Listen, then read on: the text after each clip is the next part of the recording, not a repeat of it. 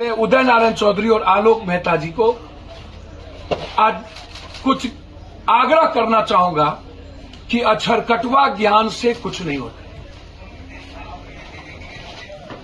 आलोक मेहता जी, पहले तो आप ये जानिए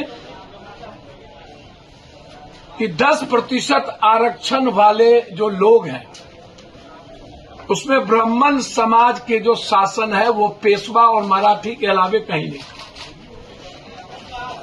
दूसरी चीज आप ये जानिए कि भारत हमेशा समझौतावादी राजनीति किया है, इसीलिए 700 साल मुगल और 200 से 300 साल लगभग अंग्रेज हमारे यहां रह के गए।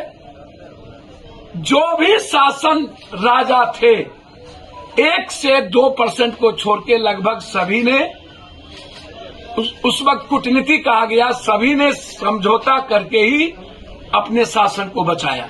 उसमें कोई ऊंची जात, क्षत्रिय के बारे में आप जान लीजिए कि वो राजपूत नहीं होता। यदि कृष्ण शासक थे तो वो भी क्षत्रिय थे।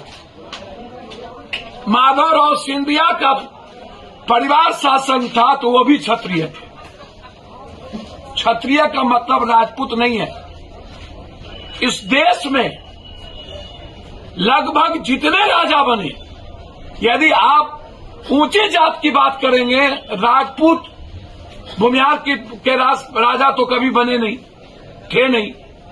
ब्राह्मण राजाओं घराने में मंत्रिमंडल का काम किया, शासन नहीं किया। पहले जानिए, इस कंट्री में जब कभी राज शासन हुई उसमें इन जातियों को छोड़कर सबसे दूसरी जाति के लोग शासन में थे। आप उठा के इतिहास देखें, लेकिन इन लोग के साथ नहीं जाएंगे। देखिए मैं एक बात बता, क्या मायने? देखिए एक बात मैं आपको बहुत क्लियर, सुबह का भूला शाम में लौटा है, और भूल एक बार होती है, दोबारा नहीं। इंसान थी, भूल हुई होगी। 2 बार बीजेपी में गए। मैं आपको बता दूं, इंसान थे, भूल हुई होगी। पहली बार कंप्लीट रूप से स्वाभाविक गठबंधन था। दूसरे बार जब वो बोले थे कि मिट जाएंगे, नहीं जाएंगे, तो वो अस्वाभाविक गठबंधन था।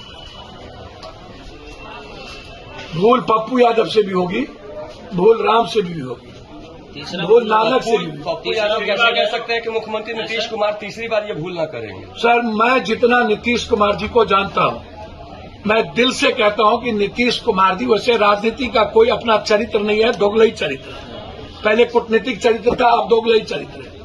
लेकिन जो उम्र है नीतीश कुमार जी की, और 20 साल मुख्यमंत्री रहने के बाद, और गांधी थॉट पर यदि वो चल रहे हैं, मैं दिल से कह सकता हूं कि नीतीश कुमार दूसरे बार कतई बीजेपी के साथ नहीं। बीजेपी ने कह दिया, पहले ही कल बोल दिया था कि अरे बीजेपी को नीतीश कुमार ने छोड़ा, बीजेपी को तो थूक फेंके चट्टल।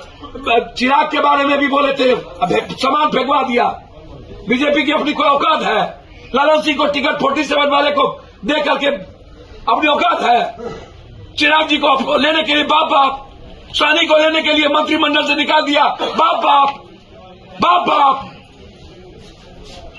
किसका नाम लेते हैं यार?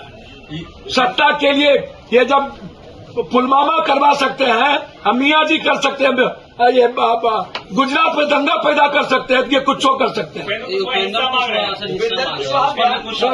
सर मैं एक बात बोलूं, पहली बार हमको लगता है हमको चुल्लू भर पानी लाइए, डूब के मर जाए।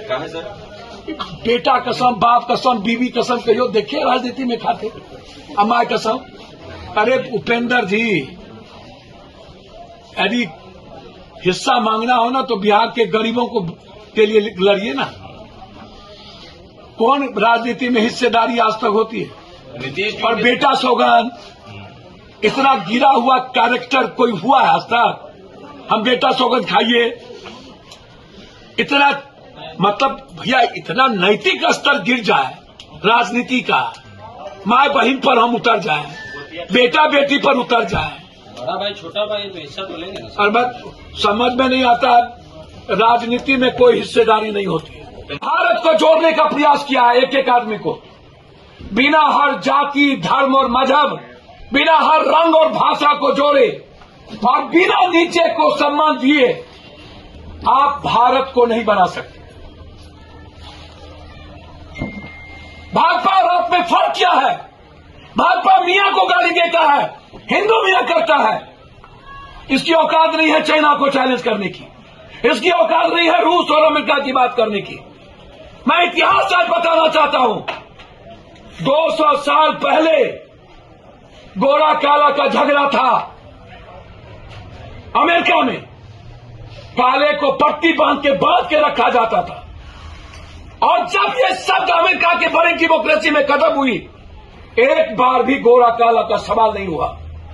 फिर हजारों साल के बाद जो शोषण, जो धर्म, जो जाति 1000 साल से है, आज जब आर्थिक आजादी की बात है, भारत में ही हिंदू मियां क्यों?